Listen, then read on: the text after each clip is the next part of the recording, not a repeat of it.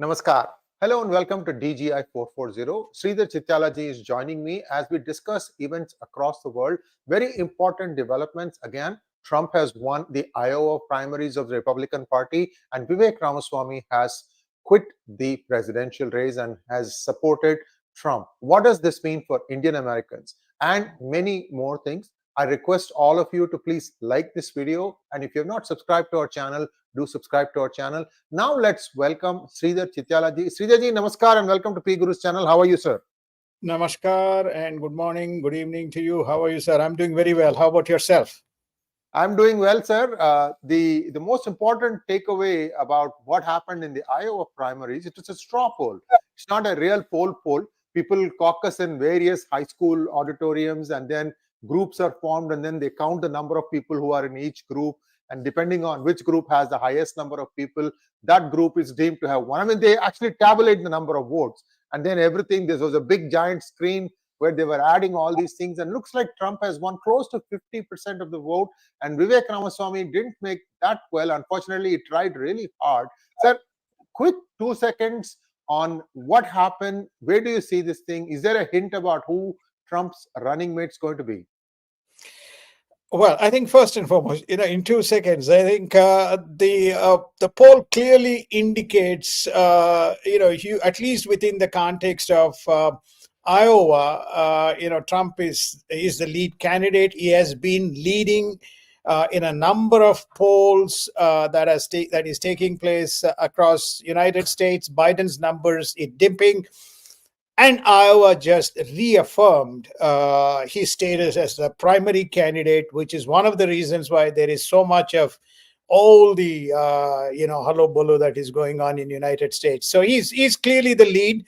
51%. He won, I think, 98 out of the 99 precincts. As you correctly observed, caucuses in Iowa are slightly different to the way it is done in other states. So. But I think it's a big thumbs up. Where do I see? I see, unless there are some dramatic changes that occur either in his health or some legal stuff, I see Trump as the candidate, presidential candidate from the Republican side, Sree. Sir, Vivek ran a very spirited campaign. In fact, he was up and about in Iowa. I think he traversed the entire state at least once, if not twice. And somewhere something went wrong. His messaging didn't seem to really trigger people's imagination. What do you think went wrong for Vivek Ramaswamy? He was actually using his own money. It also shows that big money trumps personal money. I think he has decided to cut his losses and exit. What are your thoughts, sir? I think that in my humble view, that there are probably three specific reasons that one can kind of look at. One is, he is not part of the establishment, at least when I say part of it, he has not been any administrative political capacity within the Republican Party. So from that perspective, notwithstanding, his intellect and spirited campaign, politics is politics all around the world. I think that's the first observation. I think the second observation is, I believe he was initially too aggressive. You need to bring some kind of allies within, who can prop up and be your anchor supporter. For example, if you take Trump, Nikki Haley has got a lot of support. George, DeSantis has got a lot of support as a person as the governor of the current state of Florida. And you can see, Marco Rubio, Lindsey Graham, Newt Gingrich, etc., all kind of endorsing President Trump. So you don't have anybody of that ilk as far as Ramaswamy is concerned. I think the other thing that we need to look at here is, this is, I don't know that this is within his whispers or whatever you say, but some stage we may even put this up. I think the Obama experiment in many ways was not satisfactory to the central kind of mainstream America. I'm making a very big statement, but people can go and corroborate in the media. And, I've heard somebody say, we put one person and we didn't get the right outcome, can we afford to put another person? This is basically a colored personality occupying the White House. In my view, these are the three kind of primary factors, which led to a very disappointing outcome for Mr. Ramaswamy. I am sure that he will get into the party. He will probably try for governorship or a House or a Senate, and then make his way forward. He's young, and I think he's got a bright future, Sree. Thank you, sir. And now let's go to the next most important item of today's DGI. That is George Soros funding the Palestinian protests in the United States? Having or wanting open borders is one thing. Why is he, being a Jew himself, sticking it to his own community, Sridharji? Well, I think that he has, if one reads his material that's available, he spoke 2 years ago in Davos. He has got a specific governance structure, and he believes in this open format model. And I just, when you read, you look like one of this, what you call extreme propagandas or theories behind his notion of what a government and governance is. But who is funding? It's very interesting, which is namely to say, at least what we are saying here is that they probably, go back and look at this group, 𝗏𝗍𝗏 Foundation. The 𝗏𝗍𝗏 Foundation is a San Francisco-based foundation. It has received something close to $22 million. I repeat, $22 million in funding from Soros. We're just going to give you a few groups which support the so-called pro-Palestinian rallies or the pro-Palestinian sympathy or advocacy groups. So he's given money. This 𝗏𝗏𝗏 Foundation has given money. This is public record, so you guys can go and take a look at it. $650,000 to Jewish Voice for Peace, $710,000 to Adala Justice Project, a pro-Palestinian group, $86,000 to If Not Now, $38,000 to the Progressive Center for Constitutional Rights, $600,000 to the Mass Liberation Project, a progressive organization working to end mass incarceration and abolish the criminal legal system. Abolish the criminal legal system, Sree. Okay. $132,000 to Westpac Foundation, the group over Students for Justice in Palestine. I'm not going to give you read all the various groups, but this just gives you an illustrative list of people to which the 𝗏𝗏𝗏 Foundation is funding or directing the money that it is receiving from Soros. He himself had stated he had given $250,000 2 years ago to a group that was marching, pro-Palestine. So why is he doing it? He seems to think that, suppression of rights and this and that, etc. But he's totally non-committal about all the stuff that has gone on in Gaza, right? So you can see the tentacles that he can wield by virtue of the various groups. It's not just one, various groups to which the funds are directed. It doesn't cost much money to run agitations, just like various parts of the world in the United States today. Thank you, sir. And viewers, some of you might be very watchful. You would also know that 𝗏𝗏𝗏 Foundation is a company that gives seed funding to Equality Labs, which is spearheading this fake caste discrimination survey. And now they, having been burnt, they have commissioned another group, and that has come out with an equally dubious survey results. So this is not going away. This is all money of George Soros. Some misguided miscreants is all I can say. They need to be actually prosecuted in a court of law. When that is going to happen, we don't know. I know something in that direction is happening. We will keep you informed on that one. Also, the momentum to recall Senator Aisha Wahab from the California State Senate is also gathering momentum. We will keep you informed on that. And if that happens and if that succeeds, then that would be a fitting slap on people who don't know their elbow from their, the other word. And these are the people who are trying to sit in judgment over people who elected them. Also a big slap to the Indian Americans who elected Aisha Wahab, thinking that an Afghani American would be more sympathetic to India's interests. You need to understand that anyone who is a certain religion puts that religion first. Next, we have to go to take a look at what is happening on the Senate. on the border.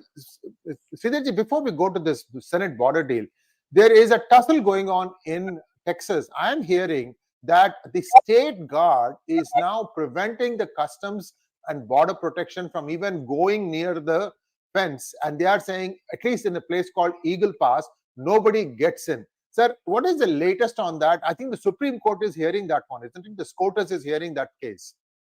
Yes. So what has happened is the Attorney General of Texas has passed a law that illegal immigration and illegal crossing into Texas border is criminal and illegal. So that effectively makes it immediately punishable, because if it's illegal, you can enforce. If there's a law that says you are crossed and the crossing is illegal, and that means the state border security guards can enforce and either deport or put them in bars. This is what the federal Homeland Security is contesting, which is to say it is against the federal norms.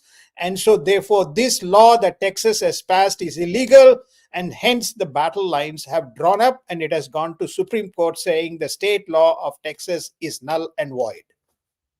Thank you, sir. And we'll be following that, because what is coming down the pipeline, a Senate border deal, if that is approved, would allow 5,000 illegal immigrants a day with immediate work permits. It's not bad enough that 8 million have come in, 15 million already live. The US has a close to 9% illegal population inside its borders. And now they want to allow 5,000 a day with work permit. What weed are they smoking, Sirji? I'm amazed at this, and there's a Senate Republican who is in this committee is kind of saying, no, wait for the details, don't come out. But the fact is, at least the broad straw of this deal looks like, 5,000 people per day would be allowed to come in, will be given immediate work permits. Guess what? If you have a work permit to work, effectively, many states which need desperately, or battleground states which need desperately Democratic votes, are going to get votes out of this. So it's both an election stunt as well as a financial stunt that is being pulled by the Biden administration, and how a Republican is sitting there and allowing this to pass through. We have to wait for the details, but this is the broad structure of the deal that we are looking at, Sree. And I have unasked for advice for Vivek Ramaswamy. You know what? Move to California and run for governor here. The next governor of California is a hand-picked Soros candidate. You cannot have a more starker line that can be drawn. Go after them. Nick, I mean, you can really make a fist fight out of this, because California is going to 𝗏𝗏𝐶𝑘 in a handbasket. That's what I feel. It is just becoming, very painful. All the costs incurred in housing these illegals, in moving these illegals, whatever the heck they are doing, everything is getting tagged on to our tax bills. It is getting tagged on to every kind of expenditure that you can think of. And for what? Nobody asked anyone to come. So this is becoming a big issue. It's still 70% Democrat.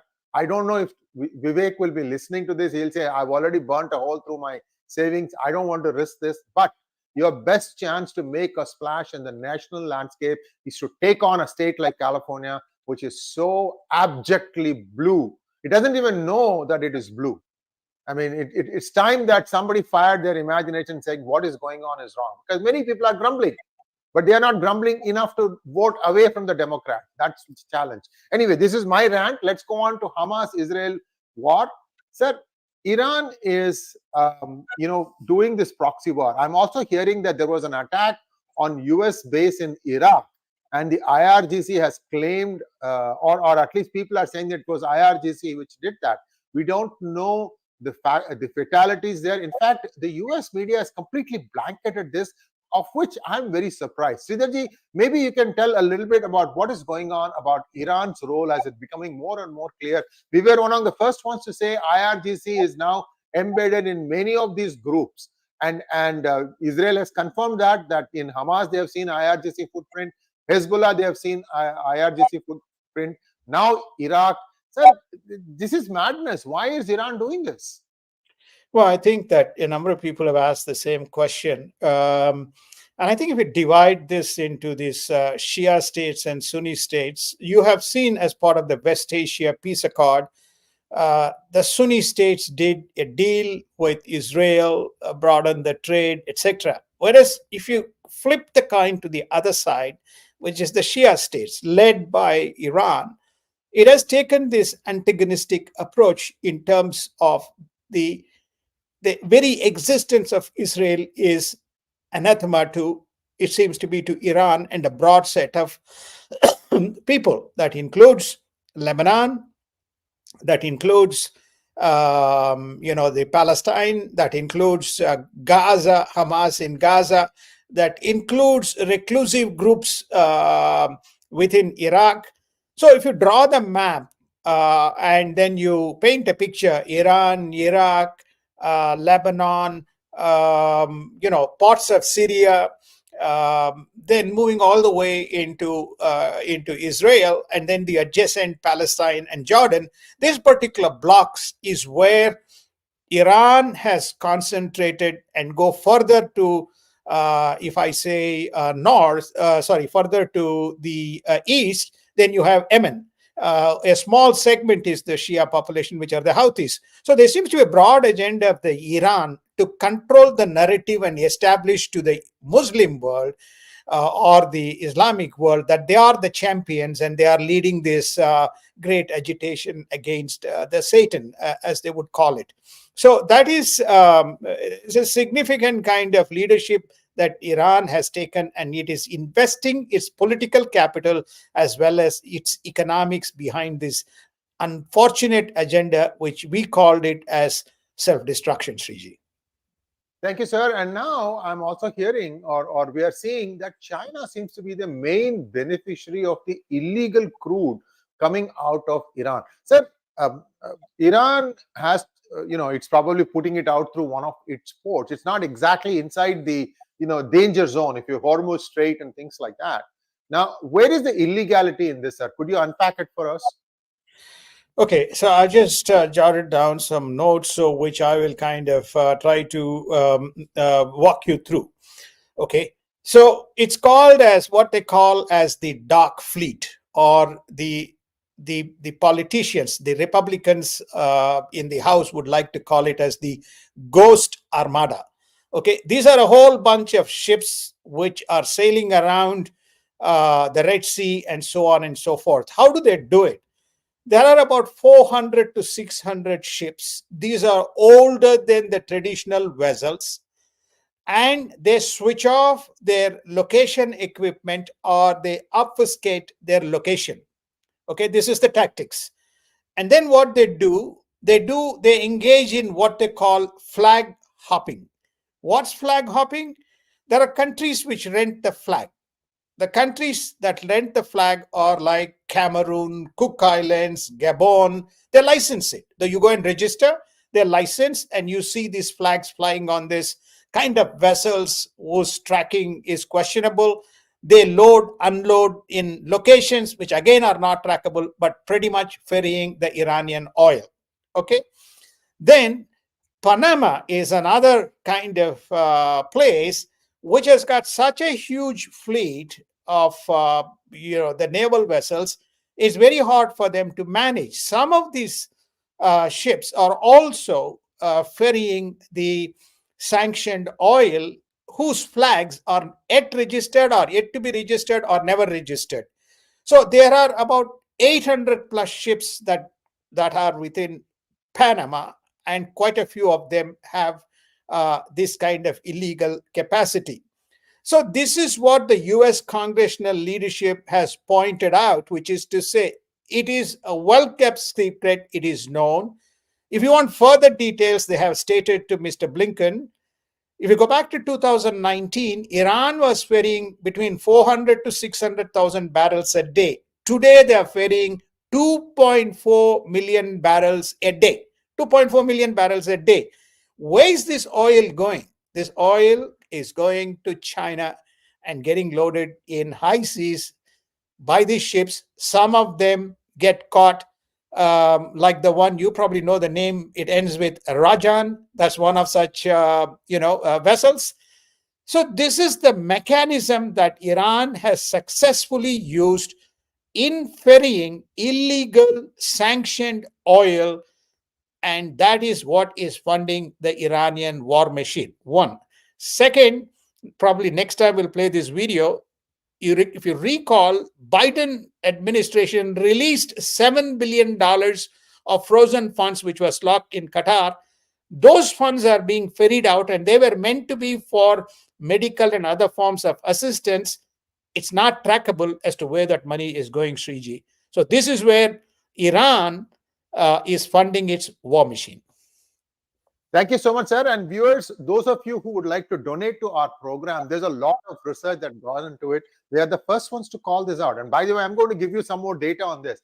You can, if you're watching it from your smartphone, go to live chat under the video section, and you will see at the bottom right corner, there's a dollar sign. You click on the dollar sign, you'll be presented with two options. You can either donate using super chat, or you can donate using super sticker. The more you pay into it, the longer it will stay on the chat window, your comment, your observation, and that gives you visibility. This is just one way that you can show your appreciation to our channel. Thank you so much. Thank you in advance. There are some of you who are already doing that, but it would encourage us, because as you can see, nobody has pointed out this thing. Also, I might add, Sridharji, in 2015-16 timeframe, when Pigos was just starting out, we were just a website. There's a good friend of mine. His name is Henry D'Souza. He's an Indian who settled, or who was born in Kenya. He represented Kenya's country in cricket and hockey. Then he relocated from there to Canada, became an author, and he had written a series of articles. Remember, ISIS used to control the refinery in Mosul. What they used to do is the same exact thing, sir. They would get the refined oil from there, and then they were bribing Erdogan's one of the sons, so that he would give them safe passage from Mosul all the way down to Black Sea. Then they would cross Black Sea, get into the Mediterranean, and these ships would make big eights in Mediterranean, big eights. And what they would do, that time it was a little less sophisticated, they would switch off their transponders for 30 minutes at a time to tell US that, oh, look, maybe we had some, bad connection or some BS like that. And in the 30 minutes, when the transponder was off, they would have these barges that would come up to them, and then they will open the thing, siphon off the crude or refined, whichever it was, and then take it away. This was caught not because the US found out, but because they tried the same thing in US's Gulf, in the Texas Gulf area. That's when they woke up to this, oh my God, these guys were doing it. And I am surprised, 7 years later, same playbook, refined a little bit more, is being played out now in the Red Sea, and the US is not seeing there. I just can't believe it. Sir, Biden has been overrun. Overrun is the only way I can say. The Soroses of the world, the arms lobbies of the world, the energy producers of the world. I can go on and on, but the thing is, when is this thing going to stop, and how many Americans are going to wake up? By the way, there was a shocking observation that came out of Iowa, which probably prompted Vivek to quit, which was that a gentleman said that I don't want to support anyone who's behind 9/11. What a funny name Vivek has. This was his observation. That shows you the intellect of the average American voter. I'm sorry, they need to educate themselves. People used to joke that people living east of Mississippi don't know what is to the west of Mississippi, and vice versa. I'm sorry, this is being played out again and again. This was 50 years ago that when I had come to, initial days, they used to joke about this in the 80s in US.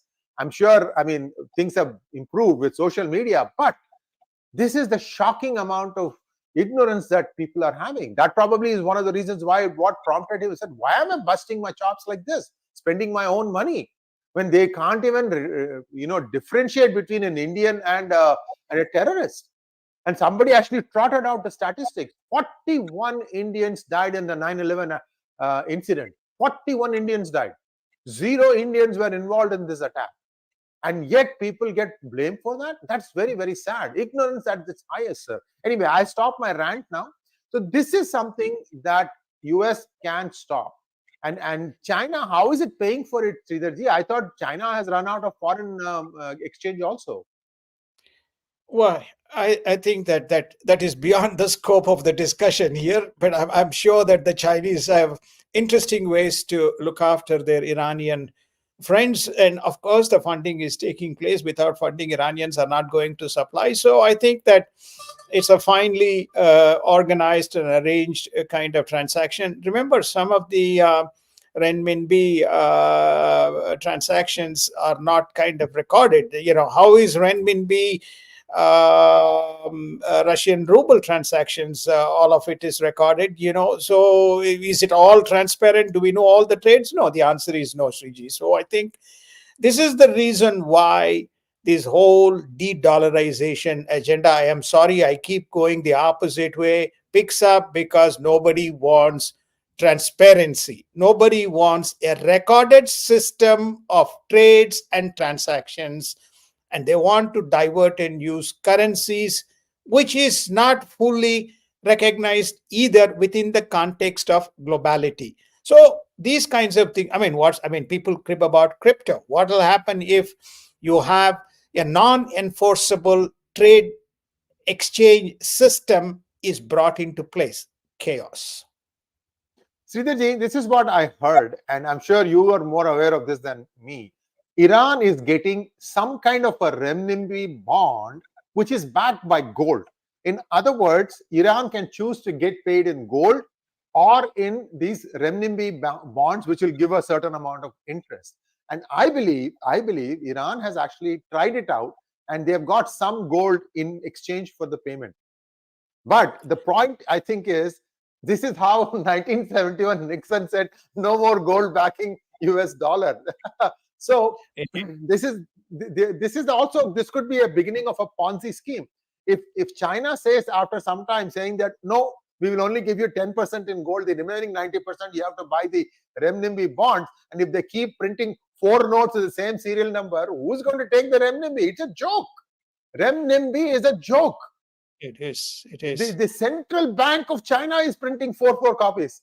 It is. I mean, you can't even take somebody seriously, sir. And this again is a US ploy. US has a lot of investments in Hong Kong and through Hong Kong to China, and it wants to keep that thing pegged between the Hong Kong dollar and the US dollar. And then Hong Kong dollar has a funny deal with renminbi. Nobody is looking into it, how they are doing this conversion. We should do something on this, sir. This will be a huge deal, because people need to understand so much hanky-panky that happens. And then if India, keeps its exchange rate constant, immediately India will be blamed as a currency manipulator. What the F are you doing? You are doing the same thing. So anyway, this is just my rant. Today I'm in a full flow here, because everything you say, I'm triggering some thought in my mind, sir. Very true. It's also, just to wrap that point, it's also possible they've got zillions of barrels of oil which is been left untapped because of the sanctions.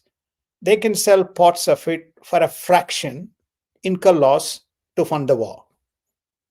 And that you don't need a renminbi bond or a gold. You can get still US dollars. So I will just leave the thought there for people to speculate. That's enough, because you need X amount of dollars to fund the war, and you'll get it, or euros. Viewers, this is not too far-fetched an idea. I did a monologue about which lobbying firms are behind the people who are now occupying high places in the Department of State. And I showed you how Macro Advisory Partners, this is the name of the lobbying firm. Go look up who are the owners, who are the founders. One is an Iranian American, the other one is a Pakistani American. These are the 2 key players there. And guess who used to work there? The current CIA director, Bill Burns. And who was the one who was the first to say that Bill Burns is one thing, he says one thing and does something else? Sridhar Chityalaji, right on DGI. CIA hates us for it. So what? This is the truth. Go look it up. Not only him, I think Jake Sullivan also is from the same thing, and I think so is Victoria Newland, if I'm not wrong. Anyway, Right. the names don't matter. Look it up, guys. You know how strong and how powerful some of these lobbies are. This is how they are getting their agenda done. This is how they'll unlock the money out of United States banks for their effort. And everybody knows this. This is public information, guys. Public information. Anyway, let's move on. Sir, Netanyahu vows no one will stop us until our goals are realized in Gaza. There is an international court of justice ruling that is coming down the pipeline. And is Israel expecting an adverse verdict, sir? Nobody cares, because the reason is there was an ICJ verdict that was planted on China, illegal occupation of the Spratly Islands and some of the islands that within the South China Sea that China was claiming. The case was contested by Philippines.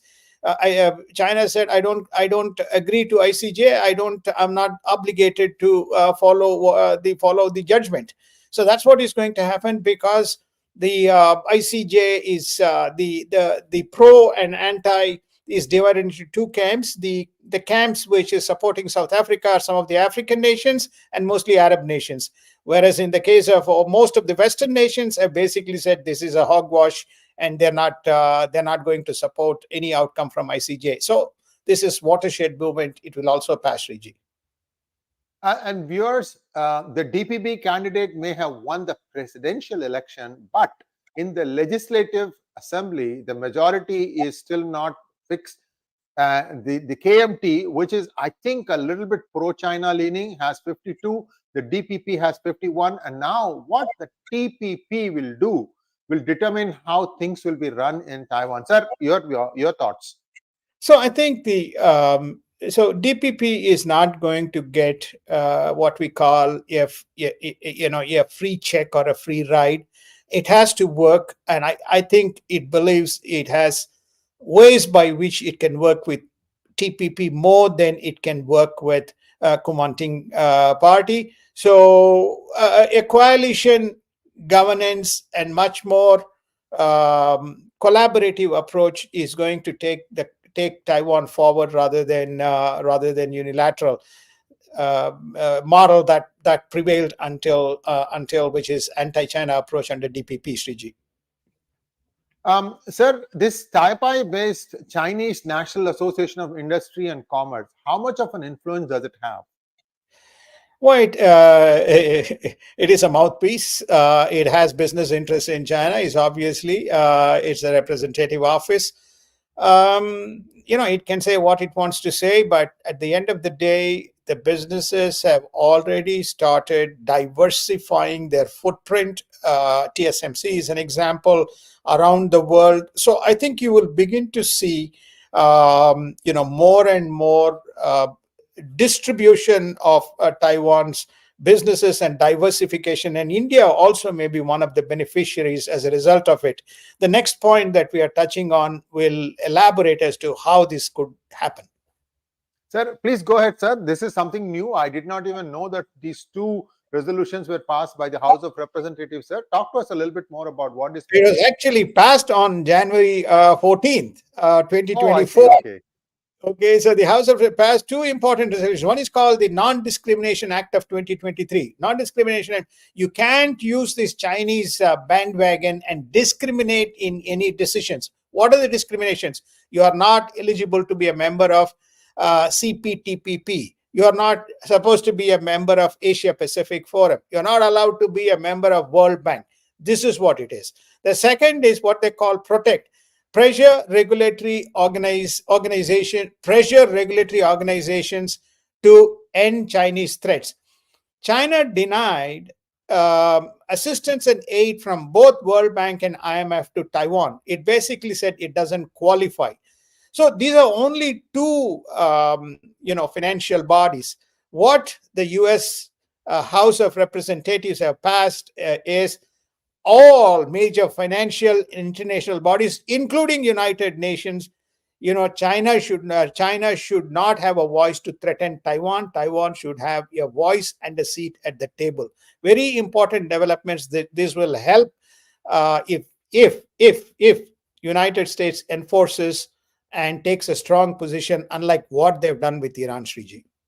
Yes, indeed. And I think for Hong Kong, they were a little too benign. Maybe they are taking more a proactive approach in Taiwan. This is one more step, in my opinion, sir, to make and recognize Taiwan as a separate country. Right now, United States does not.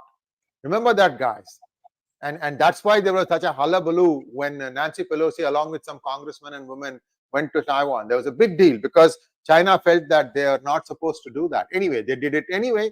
So that's another story there. Sir, Jaishankar's visit to Iran on January 14th and 15th, and he had a conversation with Anthony Blinken, and then he set sail to Iran, and I think he's back again. What was the import of that meeting, and where do you think things stand with Iran for India? I think two specific dialogues or discussions would have taken place. What you see in public and what you see, behind the scenes. It's just not Anthony Blinken giving a call and say, hey, you're going to Iran, what are you going to do? Discussing Chabahar port and in terms of strategic importance and further development of the port. Okay, that's normal course of business. I think that very much this Red Sea issue has featured, and probably there's a warning that Jaishankar may have delivered from the Western powers, which is to say, restraint has been exercised. Only careful targets have been chosen.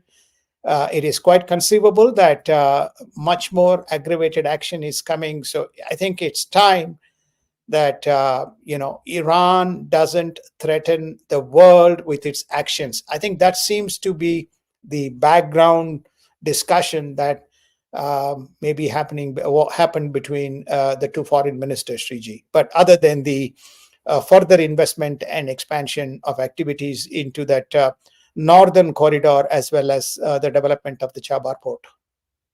So the Chabahar port, I have heard murmurs in India that Iran is deliberately slow walking India's participation there, and that they really don't want much progress to be done. I don't know how truthful that is. Iran plays games and they think they are very smart. We've seen this thing. Clearly, they are able to fool US, so that means something. Your take on that, sir? Chabahar port, why it's more important to Iran than to India? Well, I think that it is a pivotal fulcrum point, if you see, in the Indian Ocean, but as well as the cross linkages for India into Russia, Central Asia, and also a strategic pivot into Afghanistan, which remains one of the security challenges for India, Sree. So I think it will continue to have a dialogue. People, always say, India successfully sent 50,000 tons of wheat. So what? No, that's not the case. The case is that how to connect into Central Asia, how to expand activity into Central Asia, because remember, Russia is losing its momentum and the Chinese are converging. Whether Iran will actually allow, when its now close allies are China, further footprint in terms of expansion remains to be seen. This is probably one of the reasons why Dr. Jaishankar as well was there, which is to say, when are we going to have a corridor into Central Asia? Because we have put so much of money and you are slow peddling progress, Sree. And MEA has once again clarified that normal trade relations with China will not happen until the border issues are settled.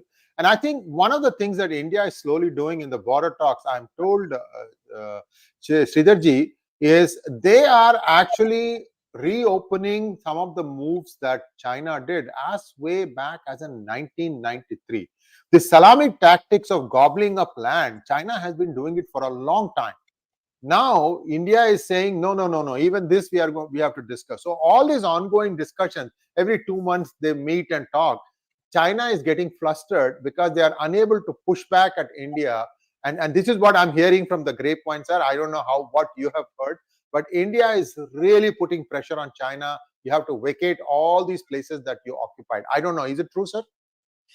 It is true. I think I'm smiling because India is pushing, and I think, as I mentioned, to the Dr. Jaishankar and the National Security Advisor Mr. Dovell know Dr. Wang Yi as well as the Chinese tactics very well, and they have been very successful combatants. And so India is pushing very hard, and I think India will not give away an inch, and they will maintain and sustain pressure. Remember, India is also a very big importer from China, so therefore they will continue to push that barrel. The same strategy China is using, what India is using against China, China is learning and using the same strategy against Biden administration, because you can see the outcome of those discussions are going nowhere. In fact, they didn't even send representatives for one of the appropriate level representatives in their dialogue, Sree. So that's so I think India is pushing back, and I think India is rightly pushing back. I believe both in a security as well as in a political, eventually India will prevail. Thank you, sir. And let's quickly take a look at European Union news. EU mulls sending warships to protect Red Sea vessels against Houthi attacks. EU must stand firm with Taiwan to confront Chinese intimidating behavior. Sir, I'm also hearing something interesting. You know how they made these artificial islands? Looks like there's a huge scam that has been uncovered, and these islands are actually sinking. Is it true? I've not heard of that, Sree, in terms of this artificial island sinking, but there won't be a surprise because there's very limited information comes out. We gave you examples of what happens in Spratly, what happens around Palawan, which is near Philippines, from where supply ships go to for refilling in that marooned ship where you have the Philippines base. I think we discussed the Senkaku Islands and what's happening. So what happens is China has, that's why, armed its Coast Guard effectively as a naval vessel, so they can fire, they can also send these water cannons to deter any movement of ships and observe anything. So as a result of that, what you are hearing is probably true, but I have not heard anything specific and in concrete. That is what is actually going on, Sree. Yes, this is one of those interesting things where they are just saying, okay, well, if it is sinking under its own weight because of something, let it. Why make a big deal out of it? Everybody around is sitting and watching, is what I heard, sir. Again, this is from a social media platform I picked up. We'll see how it plays out. So the last item, very important: 120 European Union members of the European Parliament are launching a campaign for suspension of Hungary voting rights. Is it because of Orban's proximity with Putin, sir? It's not only Orban's proximity with Putin. He's using as a fairly successful tactic in terms of stalling the funding. He's come up with there was a funding mechanism that was put in with a budget. The budget had run out. EU budget to Ukraine had run out. There was also, in terms of release of money for COVID-related money that has still not been fully distributed as far as some of the EU countries. He's come up with a scheme effectively saying that, if you don't approve, he wants everything to be reviewed every 3 months and 6 months and 12 months. So it becomes a continuous vetoing vehicle for every tranche. The European members are frustrated, and so 120 out of the 700 have already made a move, and they have to go through a 3-step process, which we'll probably cover in one of the DGIs, to effectively expunge Hungary from its voting veto rights, and in the process, it's going to lose its momentum in terms of its footprint within EU, Sree. Thank you so much, sir. I mean, these are all little games that are being played out. Belarus is another, vassal of Russia. And okay, we'll see how this thing plays out. Sir, we have a few questions from our viewers. With your permission, these are more like observations and acknowledgement that I need to do, because they're all being very generous with their pocketbooks. Thought provocateur, thank you so much. Things around the world will improve only after the world gets together and starts mounting, I think, mounting sorrows on Soros. Nice play on words. Sir, your thoughts? Well, he's a very, very wealthy man, and so he is. He's not 30, 40, 50. He's 92. So I don't know. I think that the world has to accept that this guy is going to exist and deal with the situation differently. And why don't you have appropriate law enforcement measures, or make sure that track how the funding is getting done, and either suspend the flow of funds, or if those funds are deemed for not legitimate purposes, just as the Texas AG has done, call it illegal. So I think something along those lines will only thwart. But if you continue to allow the supply of money, you're not going to bring Soros to Soros. Thank you, sir. Thank you once again, thought provocateur. Maldives, I think in Maldives, clever play. Got enough freebies and loot from India. Yes, indeed. And we will see how this plays out. Thought provocateur, thank you again. When Maldives became Malsinks with global warming, we'll see how much help their friends in China. Maybe they'll offer them shelter in Xinjiang. Mahesh Mudigundla, thank you so much for your generous donation. And thank you, Rajat Rana, for the super sticker. And thank you, 𝗣𝗚𝗏, for your generous donation. Sir, do you plan to make a video about layoffs in US? 𝗣𝗚𝗏, I did something about 8-9 months ago. It pains my heart when I see all these things happen. During COVID, they hired a lot because they needed to, function from people working from their homes. And I think there is a right sizing going on. I wouldn't call this more as a layoff as much as it's a right sizing. Now they don't think they need so many people. Plus, some of the initiatives have not taken off. So it's a way to try to adjust the trimming of the sails, if you will. Sridharji, your thoughts on this? Is it going to stop anytime soon, layoffs, and then we can sign off, sir? No, I think the technology industry doesn't understand variabilization of its cost structure and resource. So they buy a large pool of resources, spend very much like investment bankers. So you fund for the moment, and you feel for it tomorrow, and you correct course day after. So this is what is going on here. Revenues have come down, and they have to still keep profit margins up. So what you do, you basically effectively cut staff. Apple had even reduced its R&D budget, to the extent of with the profit margins coming down on some of its product offerings. The reality of life, as you correctly pointed out, Sree, excess staff has to be pruned, and it's being pruned, whether we want to call it right sizing or normalizing, or is the right approach. IT industry has to also become a norm and variabilize its cost structure to see what is steady state business and what is an abnormal business. Only steady state business has to be funded with employees. Non-steady state, you have IT sourcing and IT outsourcing was a great thing that India innovated and invented. So use any of these outsourcing centers to variabilize your costs, and that way you don't need to deal with these employment issues. Yes, indeed. Thank you so much, Sridharji. Viewers, please like, share, and subscribe to our channel. We'll be back again on today is Tuesday, right? We'll be back on Saturday, time permitting, around 6:30 p.m. IST. And Sridharji is traveling a lot, so we'll hopefully be around that time. We'll fix it. And thanks once again, Sridharji. It was a wonderful program today. A lot of data covered that is not available for people anywhere else. Once again, thanks, viewers. Namaskar. See you soon. Thank you. Namaskar. Have a wonderful day.